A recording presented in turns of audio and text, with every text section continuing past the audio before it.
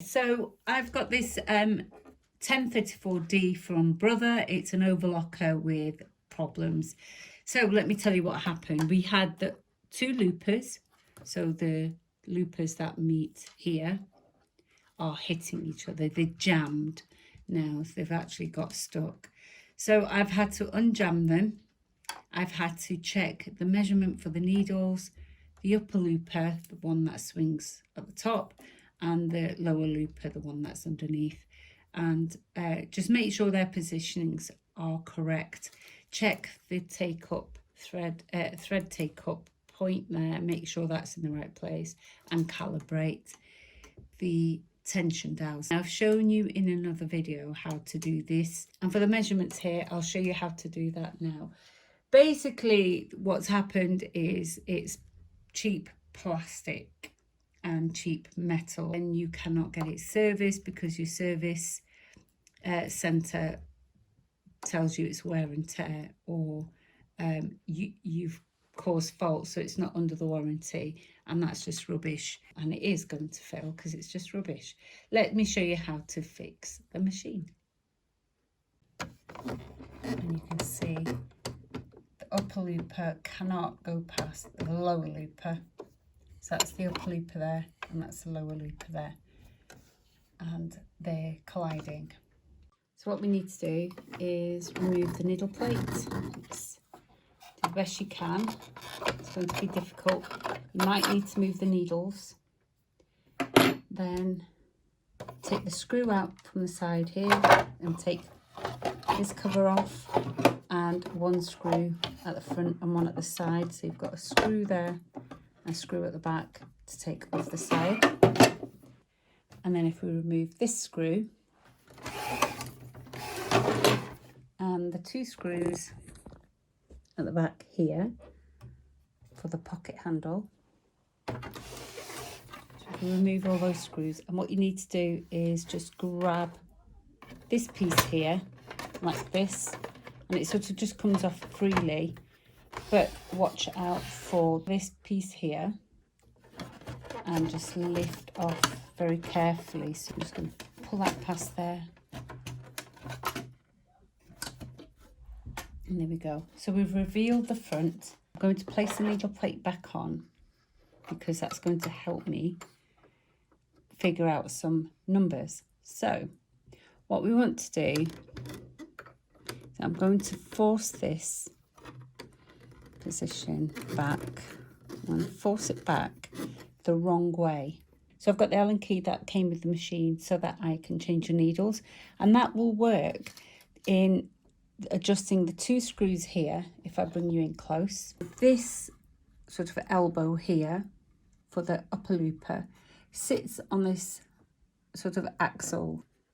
So we've got two screws there. So these are turned by the Allen key that came with the machine to change needles. So that's attached to this point here, which is now attached to the upper looper. So the upper looper, you see, is managed on this system here, and that is adjusted over here with those two screws. Okay, so that's the upper looper. Now the lower looper is adjusted. Can you see here? So that's the lower looper, and that's managed, if you follow it down, with this socket, this nut here, and you just need a 8mm socket there. Okay, I don't need to make the adjustment on that, so I don't need that today. You can watch my Janome video, which is a very similar method. Overlockers generally all very same. Okay, so the only adjustment I need to make on this machine is here on these two screws to adjust it here. Now you've got a grub screw here as well, and that grub screw I need to make an adjustment. The upper looper, as it comes up, needs to sit 1mm in front. Okay, so let's see if I can show you that easily. So that gap there needs to be 1mm. But as you can see, there is no gap. So the adjustment I need to make is using this here, and that will swivel this whole looper for me, swing it front and back.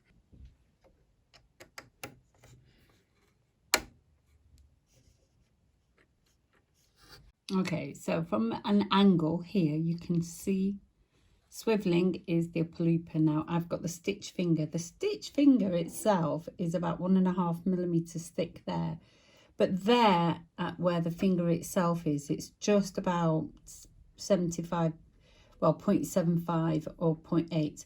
So we want to make that thickness, the distance between the needles and the upper looper. So what I'm going to do is I'm going to just sit it there. Can you see? Make sure that there's a nice gap there, and just tighten this up. Might be easier if I do it that way. And make sure you really do tighten that up so they bend easily. They bend easily, the screws come off easily. It's just really cheap metal that they've used in these machines. So make sure you tighten it up enough, not over tight. If you over tighten it, you could damage them. So it's really fine balance. If I show you, I'm happy with that distance I have there, and it means that that looper is no longer hitting my needles. Okay, now for the timing of the loopers, I'm going to remove the needle plate again.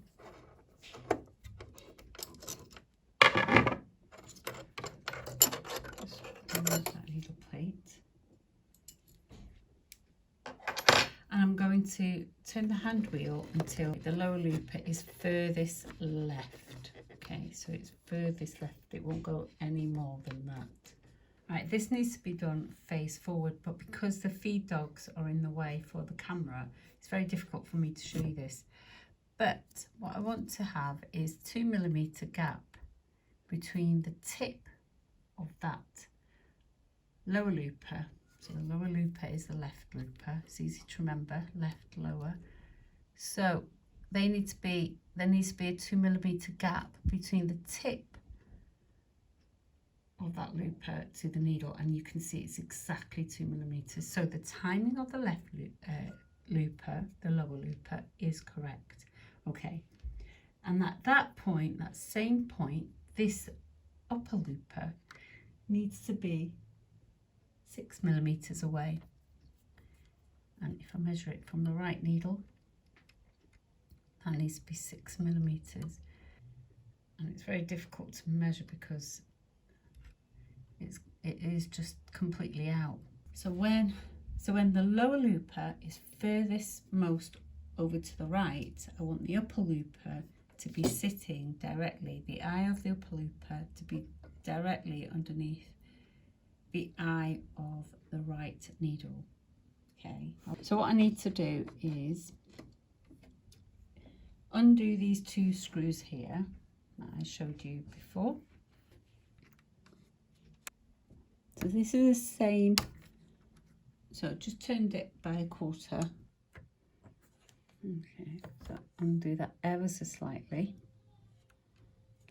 I'm going to hold on to the hand wheel so it doesn't move.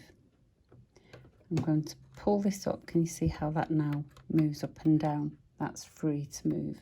What I'm going to do is undo this screw as well, so I can swivel the looper so it's not crashing. Right. Turn that loose. Okay. But it's going to collide with the needles. Okay.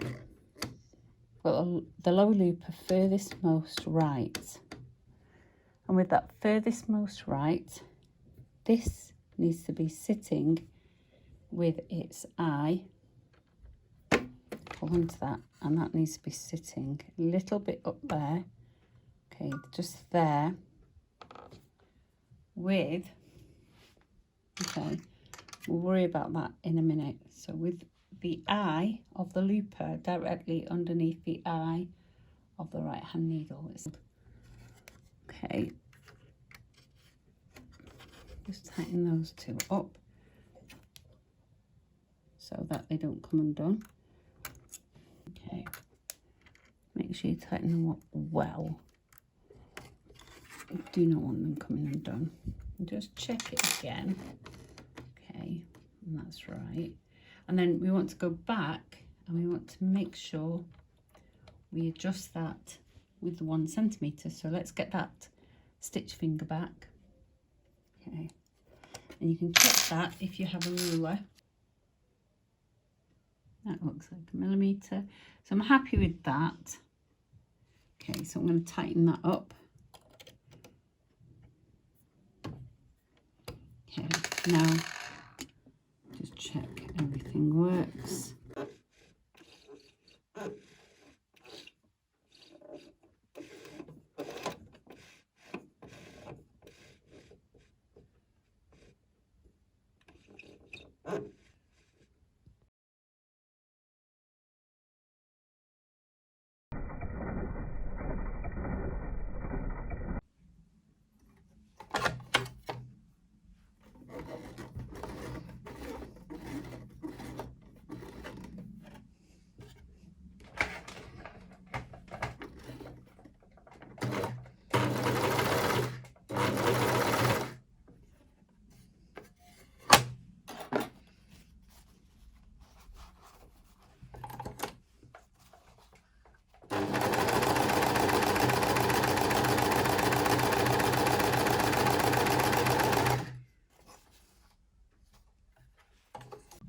So it looks like that's fixed the problem. Just put the machine back together and have fun.